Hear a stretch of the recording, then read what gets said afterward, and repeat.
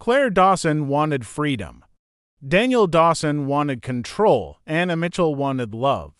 What began as a broken marriage and a secret affair ended in a motel room soaked with blood where betrayal, obsession, and rage collided in one of Cedar Falls' most shocking murders. The rain had already soaked through the cracked neon sign of the Pineview Motel when Claire Dawson pulled her car into the nearly empty lot. She had driven without stopping, gripping the steering wheel as though she were afraid of what might happen if she let go. For 7 years she had lived with Daniel Dawson, a man who could shift in a breath from charming to terrifying. Earlier that afternoon, she had walked into the county courthouse, signed the papers, and handed them over to a clerk whose indifference gave her a strange sense of freedom. By the time she drove away from Cedar Falls, she no longer thought of herself as Daniel's wife. She was determined to start again, even if starting again meant checking into a cheap motel under the buzz of flickering lights.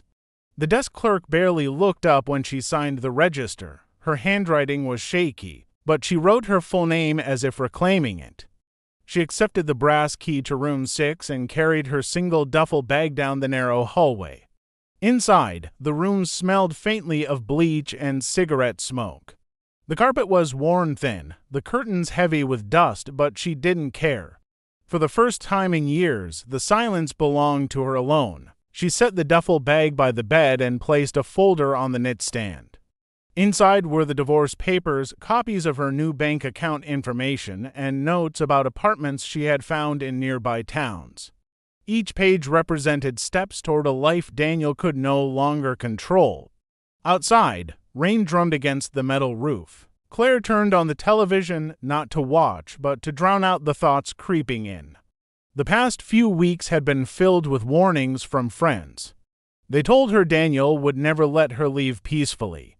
She had nodded politely, but inside she believed she had timed everything perfectly. She had moved her belongings to storage, taken cash from her savings, and filed for divorce without a word to him. She believed she had outmaneuvered him.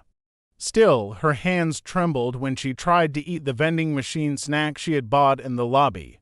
She kept glancing at the door as though half expecting it to open on its own. At 7:40 p.m., the motel's grainy surveillance camera captured her unlocking the door to her room. She looked calm, almost relieved. To anyone watching, she seemed like a woman simply settling into a temporary stop on the way to somewhere new.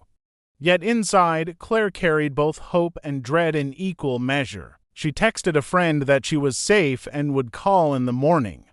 After that, her phone went silent. The storm outside grew heavier as night settled over the town. In the shadows of the parking lot, a figure lingered unseen, waiting. Claire closed her eyes and tried to sleep, unaware that the hours ahead would be her last, and that the motel room she had chosen as a refuge would soon become the scene of unthinkable violence. Morning came slowly to the Pineview Motel, the sky a dull gray after the night of heavy rain. The housekeeper, Maria, started her usual rounds with a cart full of supplies, knocking on each door and calling out before entering. When she reached room 6, she tapped lightly, then knocked harder. There was no sound from inside. She was used to guests sleeping late, but something caught her attention. A faint, dark smear had seeped across the threshold, soaking into the thin strip of carpet just outside the door. At first, she thought it might be muddy water tracked in from the storm, but the color was wrong. She bent closer and felt a chill run down her spine. Without opening the door, she hurried back to the front office to alert the manager. The motel manager, a stocky man named Harold, grabbed a spare key and followed her back down the hallway. He pushed the door open slowly, calling Claire's name in case she was inside and ill. The room was dim, the curtains still drawn. But within seconds the scene was unmistakable. Claire's body lay on the floor near the bed, her skin pale, her clothes soaked through. The pattern of blood stains around her was chaotic, smeared across the carpet and up the side of the bed. To the untrained eye it looked like a terrible accident, but anyone could see the truth. This was violence. Police were called immediately. And within an hour the parking lot was crowded with patrol cars, detectives, and curious onlookers who had noticed the flashing lights. Officers ushered guests back into their rooms as investigators set up yellow tape around the door of room 6. Detectives entered carefully, documenting every detail. Claire had been stabbed 26 times, with most of the wounds concentrated on her chest and abdomen. The ferocity suggested anger, a personal motive rather than random brutality. She had fought back. Defensive cuts marked her hands and arms. Yet nothing in the room was missing. Her purse lay unzipped on the table, her wallet intact.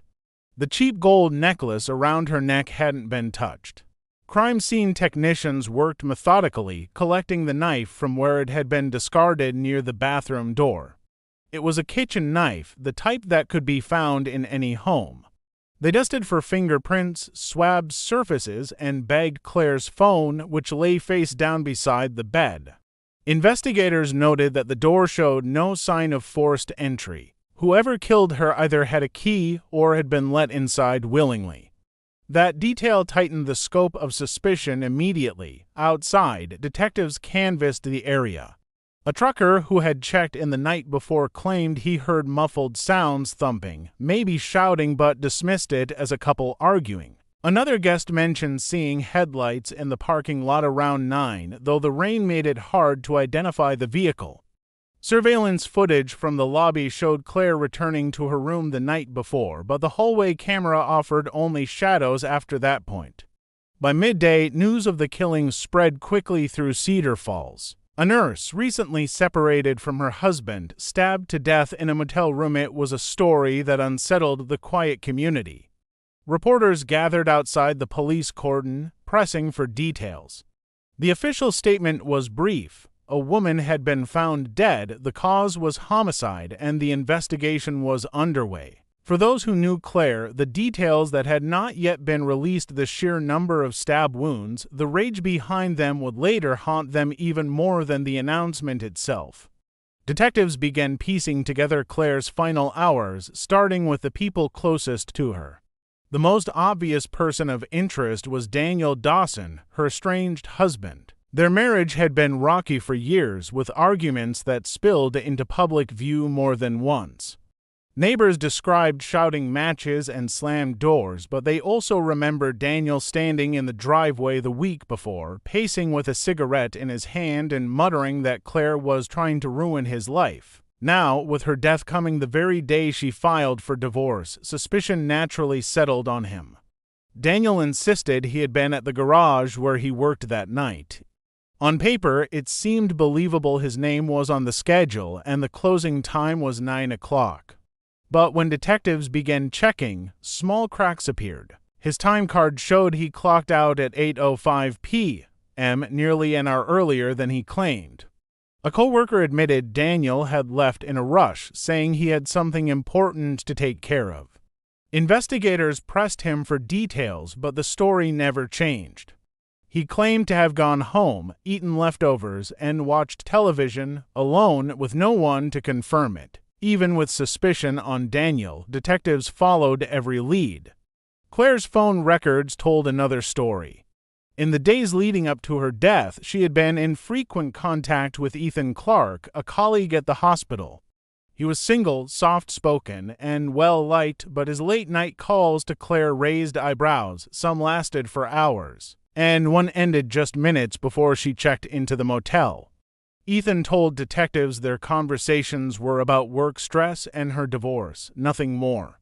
He said he admired her courage in leaving Daniel, but denied anything romantic. His calm answers left investigators uneasy, as if he had practiced them in advance. The investigation grew more tangled when financial records surfaced. Claire had quietly opened a new bank account 3 weeks earlier and moved a significant amount of money into it. That act suggested she was preparing for independence and perhaps planning to move away. But it also raised questions. Had Daniel discovered it? Had someone else? Detectives considered the possibility that money could have been a motive, even though nothing was stolen from the motel room. The interviews painted conflicting portraits. Daniel was controlling, volatile, and furious about the divorce. Ethan was supportive, attentive, and unusually present in her life just before her death. Both men had reason to care deeply about Claire, and both now had reason to be questioned in her murder. Meanwhile, forensic work continued. Under Claire's fingernails, trace evidence was found: skin cells that would be tested against both Daniel and Ethan. Blood spatter analysts noted that the killer had been close, face-to-face, during much of the attack. The stabbing was not efficient or calculated, it was frenzied, as if fueled by emotion. Whoever killed her had not come to scare her, but to end her life. As days passed, the small town buzzed with rumors. Some were convinced Daniel had finally snapped. Others whispered that Ethan, the seemingly gentle co-worker, might have been hiding an obsession. Detectives, caught between two plausible suspects, knew the truth would depend on evidence more than speculation. Yet even as they pursued these leads, the case was about to turn in an unexpected direction, one that would unravel everything they thought they knew. The investigation reached a critical stage when detectives reviewed surveillance footage from a gas station located 2 miles from the Pineview Motel. At 8:15 p.m., a familiar vehicle appeared on the screen: Daniel Dawson's pickup truck. He had sworn he was home at that time, watching television, but the camera showed otherwise. The discovery tightened the suspicion around him. Detectives now had physical proof he was near the scene when Claire was killed. Yet, as the footage rolled on, another detail emerged. In the background, a second car left the motel parking lot around the same time. Its make and color were unmistakable: a blue sedan registered to Ethan Clark. This revelation threw the case into chaos. Both men had been linked to the motel on the night of the murder. It became unclear whether one of them had committed the act or if there was a darker connection between the two. Investigators leaned heavily on forensic evidence, hoping DNA from the crime scene would finally bring clarity. When the lab results came back, they did not match expectations. Neither Daniel nor Ethan's DNA was found beneath Claire's fingernails. The samples belonged to someone else entirely, a woman. This shocking discovery forced detectives to rethink the narrative from the ground up. Who was the woman, and what connection did she have to Claire? The answer emerged when further DNA testing identified the sample as belonging to Anna Mitchell, Claire's closest friend. The news rattled everyone who knew her. Anna and Claire had grown up together, attended the same schools, and remained inseparable through adulthood. To outsiders, their friendship looked unbreakable. But when detectives dug deeper, a different story surfaced. Anna had been secretly involved with Daniel for several months. The affair had been carefully hidden, but phone records and intercepted messages revealed late-night calls and hurried meetings. Friends later told investigators that Anna had become increasingly withdrawn, defensive whenever Claire's name was mentioned. It appeared she had convinced herself that Daniel would eventually leave Claire for her. But Claire's decision to file for divorce without giving Daniel a chance to reconcile shifted the dynamic completely. For Anna, it meant Daniel might be free to return to Claire, leaving her discarded in the process. On the night of the murder, detectives believed Anna confronted Claire at the motel. What began as an emotional plea spiraled into a violent confrontation. Fueled by jealousy, anger, and betrayal, she grabbed the knife and unleashed a frenzy of stabs. The brutality of the attack mirrored the storm raging inside her, a mix of obsession and desperation. The case against Anna solidified quickly once her DNA was linked to the wounds. Surveillance cameras caught glimpses of her car entering and leaving the motel lot around the crucial hours. Witnesses recalled seeing a woman's silhouette near the hallway, though at the time no one thought much of it. Piece by piece, the puzzle fell into place. For investigators, the twist was both shocking and sobering. The focus had been squarely on Daniel and Ethan, but the killer had been hiding in plain sight all along under the guise of friendship. The betrayal deepened the tragedy, proving that Claire had not been killed by the men whose motives seemed so clear, but by the woman she trusted most. The courtroom in Cedar Falls was packed when the trial of Anna Mitchell began. Local residents, still stunned by the revelations, filled every bench to witness the proceedings. The case had gripped the community for months. not only because of the brutality of the crime, but also because of the tangled web of relationships that had been exposed. Prosecutors painted a chilling picture of a woman consumed by jealousy, driven to eliminate the very friend she had once claimed to love. They laid out the evidence methodically: the DNA under Claire's fingernails, the surveillance footage of Anna's car, and the records of her secret affair with Daniel Dawson. Each piece pointed unmistakably to a betrayal that ended in violence. Anna sat at the defense table, pale and expressionless. Her attorneys argued that the evidence was circumstantial, that DNA under fingernails could have come from earlier contact, and that her presence at the motel did not prove murder. They suggested Daniel had manipulated both women and that Anna had been unfairly cast as the villain in a tragic love triangle. But the prosecution countered with the sheer ferocity of the attack: 26 stab wounds delivered in a storm of rage. This was not a calculated act, they argued. It was personal, intimate, and impossible to mistake for anything but Anna's own hand. Witnesses testified about the closeness between Claire and Anna and how it had recently shown cracks. Friends described Anna's increasing bitterness, her tendency to defend Daniel when others criticized him, and the way she avoided questions about her own love life.